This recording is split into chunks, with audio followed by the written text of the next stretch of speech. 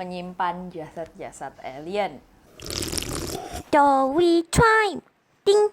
Halo Gamol, sis Minyo here and I'm back with another video for you guys. Dan di video kali ini Minyo bakalan ngomongin tentang konspirasi dan juga fakta-fakta tentang Area 51. Setelah Minyo naikin video tentang alien dan UFO minggu-minggu sebelumnya, muncullah pertanyaan-pertanyaan mengenai Area 51. Nah, buat teman-teman yang memang sering nonton video tentang alien or UFO, Area 51 ini adalah sesuatu yang memang bukan hal yang aneh atau baru untuk didengar. Tapi buat teman-teman yang belum tahu, sebagai backgroundnya, Area 51 adalah sebuah area di USA sana, tepatnya di bagian Nevada, tidak jauh dari Las Vegas, seperti itu. Nah, Area 51 ini adalah area yang selalu dihubung-hubungkan dengan UFO atau alien. Area ini adalah area yang sangat restricted. Restricted itu dimana artinya adalah area yang memang dilindungi atau tidak dipublikasikan kepada orang-orang. Nah, karena Area 51 ini adalah sesuatu yang dijadikan rahasia, jadi orang-orang muncul dengan spekulasi, oh kayaknya itu adalah tempat penyimpanan alien atau jasad-jasad alien, atau oh itu kayaknya tempat orang-orang mempelajari apa itu UFO, atau you know what, do something to that UFO, stuff like that, atau gudangnya UFO. Sebelum kita mulai kepada konspirasi teori dan fakta-faktanya, kita akan membahas tentang Area 51 in real life, okay? Just in real life. Area 51 ini dikenal juga sebagai US Air Force Facility. Jadi itu adalah fasilitasnya negara Amerika untuk kayak di bagian perpesawatan, Air Force, you know, angkatan udara lah kalau misalnya buat kita mah. That's the simplest that I can be. Yeah. Oke, lokasi Area 51 ini berada di selatannya bagian Nevada, yaitu tempatnya 83 mil dari Las Vegas. Oke, Minyo punya contekan di bawah sini, as you guys know. Alright, yeah. Alright, before we are moving on, kita lupa untuk cheers dahulu. Oke, take out your glasses, everybody. Any glasses that you have, because when this glass is coming up, something serious gonna come on, okay? Yeah, so ambil gelas kalian, let's cheers. Cheers. Kling. Buat teman-teman yang nanya ini isinya cuma aqua, seriously, straight up aqua, nggak ada alkohol, nggak ada teh, nggak ada kopi. Kalau misalnya Minyo feeling ngantuk, baru Minyo isi kopi. Sejauh-jauhnya cuma kopi doang, tenang aja ya semuanya. Oke. I'm like this because I'm born this way. Kenapa area ini dinamakan Area 51? Jadi pada saat perang Vietnam dahulu kala, perangnya Vietnam dengan Amerika, pada saat itu negara Amerika menamakan area-areanya mereka dengan angka, bukan nama. Seperti kalau misalnya kalian menamakan mall gitu, mall Paris Van Java, Mall Ambassador, Mall Senayan City. Nah, kalau misalnya pada saat itu mereka menamakan areanya mereka itu dalam bentukan angka. Jadi itulah alasan kenapa tempat ini dinamakan Area 51. Setelah bertahun-tahun, berpuluh-puluh tahun kemudian, nama Area 51 ini diganti. Jadi sekarang pun namanya bukan Area 51, nama officialnya. Cuman orang-orang mengenalnya sebagai Area 51, but not anymore. Nah, Area 51 ini sekarang namanya adalah National Classified Test Facility. Artian simpelnya buat teman-teman yang kurang mengerti, National Classified Test Facility adalah fasilitas tes rahasianya nasional. Direct. I just translate it directly. So freaking smart. Jadi itu adalah area atau fasilitasnya Amerika sana untuk melakukan tes-tes terhadap suatu hal. Dan kebanyakan itu berhubungan dengan pesawat-pesawatan. Oke. Ada juga banyak nama panggilan tentang area ini, karena area ini cukup terkenal. Salah 4-nya adalah Dreamland. We all know what is Dreamland. Okay, let's get serious. Yang pertama adalah Dreamland. Yang kedua adalah The Range. Yang ketiga adalah Red Square. Yang keempat adalah The Box. Jadi orang-orang muncul dengan nama-nama tersebut gitu. Nama panggilan lah. Kayak misalnya kita namain Mall Senayan City jadi Sensi gitu kan. Kayak, sensi banget sih lo. Oke, just, serious. Dari saat Perang Vietnam sampai tahun 2013, area ini menjadi sebuah rahasia besar. Rahasia umum, orang-orang bertanya-tanya, ini tuh tempat buat apa gitu. Sama sekali tidak ada informasi mengenai hal Area 51 ini. Which is kenapa muncullah kayak teori konspirasi alien, UFO, dan lain-lain sebagainya. Nah, pada tahun 2013 ini ada yang namanya Freedom of Information Act, atau disingkat FOIA. Nah, si Freedom of Information Act ini adalah sesuatu hal atau undang-undangnya Amerika sana lah yang sebenarnya diajukan pada tahun 2005 tapi berhasilkan atau di ACC atau di approve pada tahun 2013. Tahun 2013 ini itu adalah tahun di mana semua rahasia, bukan semua ya. Most of the secrets actually. Sebagian dari rahasia mengenai Area 51 ini itu dibongkar gara-gara Freedom of Information Act. Informasi-informasi mengenai Area 51 ini disediakan untuk publik gitu. Finally, after many years. Pada saat itu, apa aja sih yang dikasih tahu oleh pemerintah kepada publik gitu? Ada yang namanya dokumen-dokumen, Dan pemerintahan pun mengeluarkan statement mengenai apa sih Area 51 ini. Jadi, sebelumnya Area 51 ini adalah sebuah tanda tanya besar dan akhirnya dikasih tahulah sama pemerintah bahwa Area 51 ini adalah area yang dibuat oleh pemerintahan sana untuk mempelajari dan membangun dan melakukan aktivitas-aktivitas yang berhubungan dengan angkatan udara. Selain dokumen-dokumen, histori-historinya juga dikeluarkan. Jadi itu adalah menjadi sesuatu yang memang publik lah gitu. Mengenai histori-historinya gitu. Kenapa namanya Area 51, kenapa ini itu, kenapa ini itu gitu, like the background tentang Area 51 ini dimunculkan kepada publik. Nah, apakah Area 51 ini dibuka untuk publik? Sayangnya tidak. Even untuk mengambil fotonya, itu orang-orang hanya bisa mengambil foto dari jarak jauh, yaitu di bukit-bukit sebelah sono gitu. Kayak orang harus naik situ dulu, terus pakai lensa yang emang cater untuk mengambil gambar jarak jauh. Dan foto-foto tersebut juga harus di zoom out gitu. Setelah pakai lensa tele itu harus di zoom out. Makanya kebanyakan foto-foto itu kayak pixelated banget gitu. Nggak high quality. So that is why. Karena orang-orang tidak bisa masuk ke dalam. Tetap jadi rahasia, tetap mengenai aktivitas-aktivitas secara mendetailnya pun tidak ada yang tahu. Walaupun presiden sekalipun ya. Presiden Obama dan lain-lain sebagainya itu mempertanyakan gitu ya, nggak ada yang tahu. Nah, hanya orang-orang yang bekerja aja di sana gitu loh, dan I don't know, owning the place or something, Nah, ada beberapa orang yang mencoba karena penasaran gitu, ya iyalah gitu kan, ini adalah sesuatu tempat yang emang rahasia, and if I can get in, like that's probably be cool gitu. Sayangnya orang-orang tersebut itu kebanyakan tertangkap oleh tentara-tentara yang menjaga area tersebut, yang ada di perimeter luar area tersebut gitu. Nah, area ini tuh sangat-sangat besar dan semua sisi dari area ini itu ada CCTV kameranya dan dijaga oleh tentara gitu. So nobody can get near that. Ada beberapa reporter, mungkin Minyo akan masukkan klipnya di sini, yang tertangkap oleh tentara-tentaranya si Area 51 ini.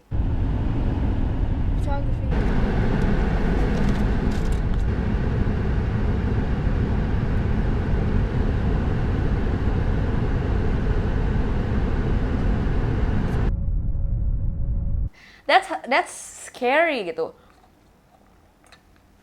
Oke lah, tempat itu dilarang, tapi biasanya tempat terlarang pun nggak sampai kayak dibekuk segitunya gitu ya nggak sih, kayak that's something serious should be going on right there. Nah, dari dokumen-dokumen yang dikeluarkan oleh pemerintahan sana, Jadi orang-orang tahu apa aja aktivitas yang terjadi di dalam Area 51 tersebut. Beberapa hal yang dilakukan di dalam sana adalah Project U2, Project Oxcart, SR-21 Blackbird, High Speed High Altitude D-21 atau yang dulu disebut A-12. A-12 itu nama dulunya. Dan juga Foreign Technology Evaluation. Jadi itu adalah hal-hal yang dilakukan di dalam sana dan semuanya berhubungan dengan pesawatan. Oke, pesawat-pesawat militer yang memang you know what, like crazy cool dan sangat-sangat wow banget gitu. Nah, itu adalah hal-hal yang dirilis oleh pemerintahan US kepada publiknya gitu. Dan hanya sampai segitu aja hal yang kita tahu. Jadi sampai saat ini tidak ada kayak aktivitas UFO, aktivitas alien yang memang keluar dari informasi-informasi tentang Area 51 ini yang legal gitu. Nah, tentang Area 51 ini selain aktivitas apa aja sih yang terjadi di sana, insiden apa aja yang terjadi di sana. Yang pertama adalah beberapa pekerja yang bekerja di Area 51 filing some reports gitu, yang dalam artinya kayak menuntut pihak USAF gitu, atau pemerintah lah, bahwa mereka itu terekspos bahan kimia. Untuk kayak di bidang pekerjaan tersebut, terekspos bahan sesuatu adalah hal yang bukan lazim ya, kayak well that could happen gitu. Itu adalah hal yang possible untuk terjadi gitu, untuk terekspos bahan kimia atau kena kecelakaan kayak atau apa, itu adalah hal yang you know what, like gitu. Nah, orang-orang ini itu terekspos bahan tersebut karena damage-nya sangat-sangat serius gitu. Dan akhirnya menuntut, well, that something serious is happening, right? Yeah, it is, gitu. Karena apa? Saintis-saintis itu mempelajari tentang bahan kimia apa sih yang mengekspos pekerja-pekerja ini, dan ada juga yang dikabarkan meninggal. Jadi melakukan visum, biopsi, things like that, gitu. Nah, anehnya, bahan-bahan kimia yang ditemukan di dalam badannya mereka atau di luar badannya mereka, kayak like di permukaan badannya mereka, adalah bahan kimia yang belum pernah teridentifikasi sebelumnya. Jadi itu adalah sesuatu bahan kimia yang not normal, oke? Karena biasanya walaupun kayak lo terkena bahan kimia, lain sebagainya, and then you die and stuff, dan scientist itu mencoba mencari tahu bahan kimia apa, usually they come up with something gitu. Bahan kimia apa sih gitu, biasanya mereka tahu gitu, itu apa. Sedangkan ini, no one can explain. Insiden apa lagi sih? Oke, nah, jadi ini berhubungan dengan orang-orang yang mencoba masuk ke dalam, Area 51. Orang-orang yang tidak dikasih approval begitu ya. Salah satunya ada yang namanya si fotografer ini. Si fotografer ini namanya Dwayne A. Day ya.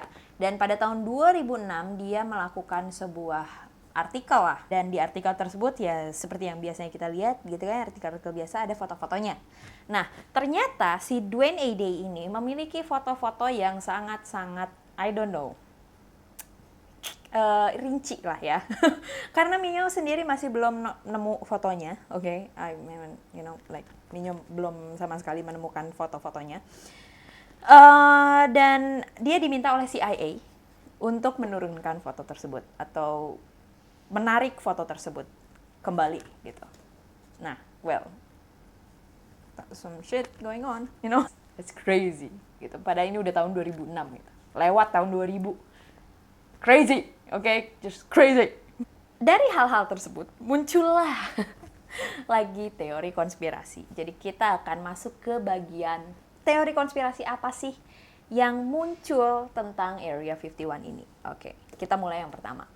Yang pertama adalah Area 51 itu adalah tempat penyimpanan, pembelajaran, dan melakukan reverse engineering terhadap pesawat alien yang runtuh, yang jatuh atau crashed alien planes, you know, like yang kena kecelakaan, oke?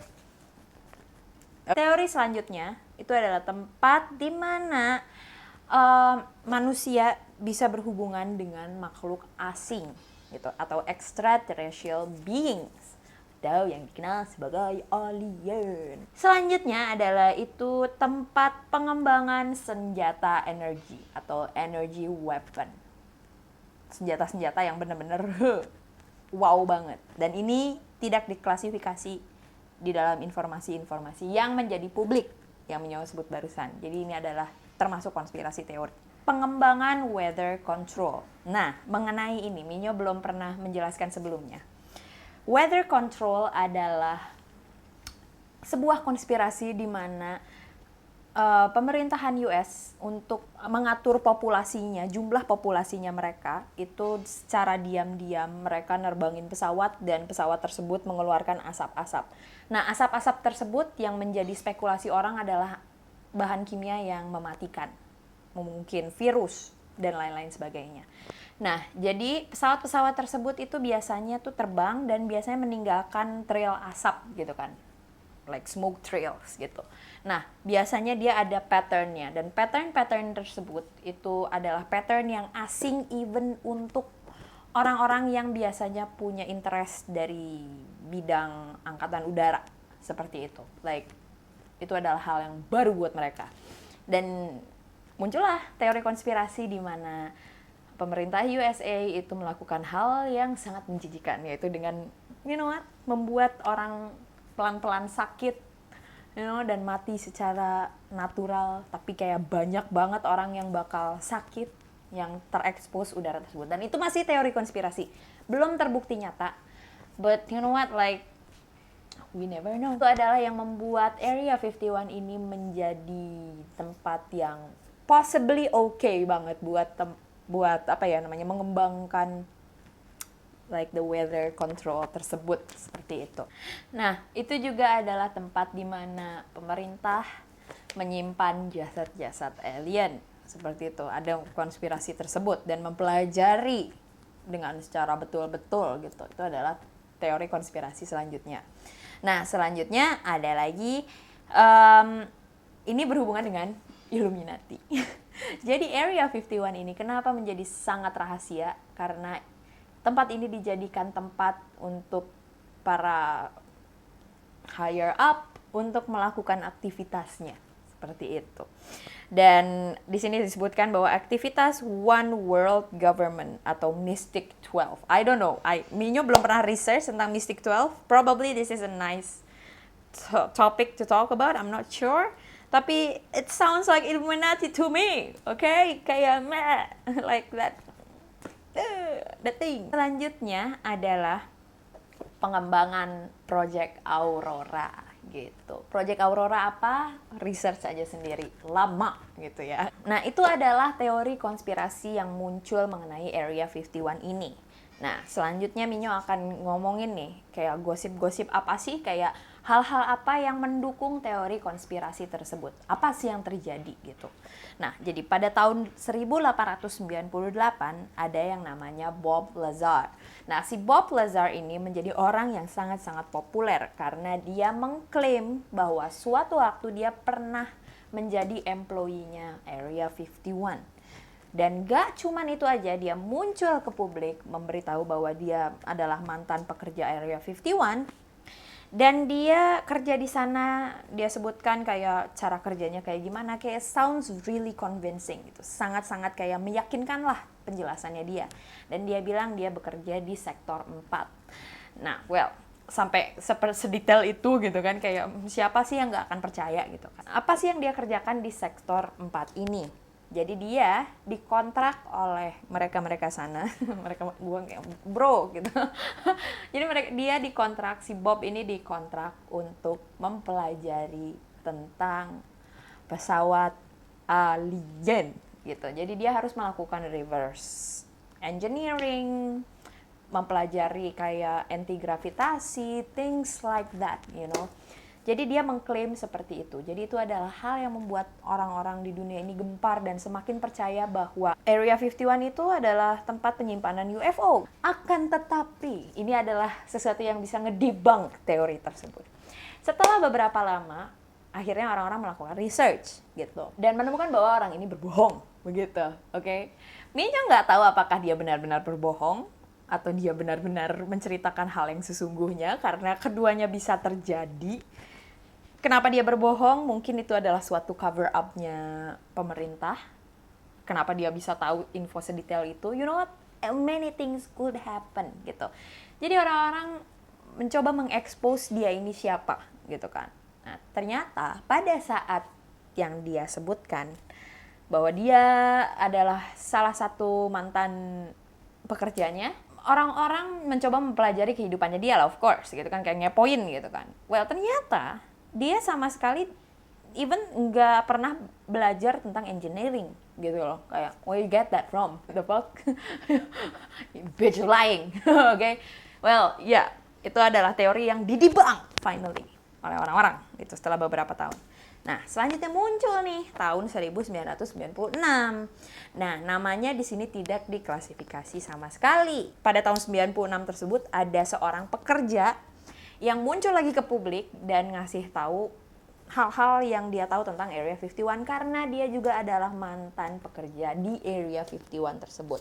Entah kontraktor, entah apa. Nah, jadi pada tahun 1996 ini si orang tersebut ngasih tahu bahwa dia dipekerjakan pada tahun 50-an.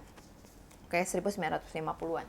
Dan dia adalah orang yang di-assign, yang disuruh untuk mempelajari juga tentang flying disc gitu. Well, orang ini pada tahun 1996 ini yang anonimus, si orang anonimus ini bilang bahwa dia juga bekerja dengan alien yang namanya J-Rod gitu. Like dikasih nama J-Rod. Aku nggak tahu, mungkin kayak, hey, nama gue J-Rod, like beep beep beep beep, or like dinamakan J-Rod, you know, like just namanya J-Rod, okay? J-Rod. Nah, tentang si orang ini, kayak aku masih belum menemukan hal yang bisa totally ngedebunk, you know, teori tersebut gitu, bahwa dia berbohong gitu ya. And orang-orang juga kayak somehow, gitu loh, kayak this man could be it, you know, like kayak he's saying the truth gitu, karena backgroundnya juga supporting dia untuk bekerja di Area 51.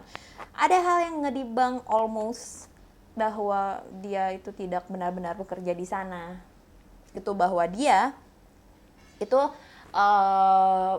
backgroundnya benar, tapi pada saat dia ngeklaim bahwa tahun 50-an dia dipekerjakan, timeline-nya menunjukkan bahwa dia seharusnya sedang belajar gitu loh. Kayak doesn't match, you know, things like that. Oke, nah ini terjadi recently. Ini adalah hal selanjutnya, yaitu tahun 2004. Nggak jauh-jauh lah ya. Well, 13 tahun nggak begitu jauh lah ya, gitu. Jadi pada tahun 2004 ini ada yang namanya Dan Borish. Nah, si Dan Borish ini muncul lagi ke publik dan mengatakan bahwa dia bekerja di sana lagi, gitu kan. Dan dia bilang bahwa dia bekerja di sana, dipekerjakan di sana untuk mengkloning virus alien. Like, memang. Like, what? Dan untuk menambahkan lagi, aku nggak tahu, mungkin orang ini hanya mendengar kasus sebelumnya, which is yang tahun 96. Dia juga bilang, mengklaim bahwa dia bekerja sama dengan J-Rod. Like, dude, world is such a small space. Semuanya kayaknya bekerja sama dengan J-Rod gitu. Like, Minyo nggak tahu apakah dia berbohong apa enggak, but like it could possibly happen, man. Kayak Minyo sih kayak, dude, that should happen. I don't know. Like, I wish that should happen, you know, like I wish that should happen. Itu adalah teori-teori tentang Area 51 ini. Dan sebetulnya hanya itu saja begitu mengenai Area 51 ini. Video ini agak-agak pendek memang, but like it's still interesting. Dan pendapatnya Minyo apa sih mengenai Area 51 ini? Well, karena Area 51 ini adalah suatu area yang memang jadi rahasia, nggak heran buat orang muncul dengan teori konspirasi. Dan menurut Minyo pun secara pribadi, Minyo bisa percaya aja bahwa itu bisa jadi tempat penyimpanan alien. Sedangkan kayak Kalau misalnya kalian belum nontonin video Minyo tentang alien, kalian bisa nonton, dan Minyo menjelaskan kenapa Minyo bisa percaya mengenai hal tersebut gitu, dan hal ini possibly to happen. Cuman dari segala informasi, sayangnya teori-teori konspirasi yang muncul itu bisa debunk itu digagalkan lah gitu, kayak like no, that's not what happened. Itu bukan hal yang terjadi. Dan informasinya juga sebenarnya yang diberikan oleh pemerintah US itu cukup jelas mengenai tempat ini adalah tempat apa sih gitu kan. Tapi gitu ya, setelah informasi jelas itu diungkapkan, like masih banyak pertanyaan-pertanyaan lainnya yang muncul mengenai Area 51 ini. Dan Minyo pengen banget untuk teman-teman kayak apa ya namanya, untuk kayak sharing lah pendapat kalian itu gimana. Apakah kalian percaya bahwa itu ada tempat penyimpanan alien dan UFO, ataukah itu hanya emang tempat angkatan udara biasa gitu loh, kayak that's a normal area gitu. Dan itu adalah hal yang memang mungkin lazim untuk menjadi rahasia, karena itu adalah rahasia negara gitu kan, mengenai peperangan lah ini itu segala macam, like it's make sense. Oke Gambos, sekian dari Minyo, semoga kalian suka sama video ini. Nah sekarang waktunya Gambles of the Week. Nah Gambles of the Week-nya Minyo adalah Dita Sanjiwani. Semoga Minyo nggak butcher namanya ya. Oke, Dita, thank you so much for watching me. Aku tahu kamu udah nonton dari lama banget and really interact with me and we talk a lot too. So, thank you so much buat supportnya. Dan buat teman-teman yang pengen jadi Gambles of the Week-nya Minyo tahu belakangan ini Minyo nggak masukin Gambles of the Week. I'm really sorry for that, but yeah, still trying to settle down here, in this space. Dan Minyo belum sempat kayak bikin video kayak gini, baru sekarang ini. So gimana caranya untuk jadi Gambles of the Week-nya Minyo? Caranya gampang banget, tinggal subscribe ke Minyo, ajak teman-teman kalian untuk subscribe pastinya, biar kita bisa jadi Gambles squad bareng-bareng. Penting ya gue. I don't know.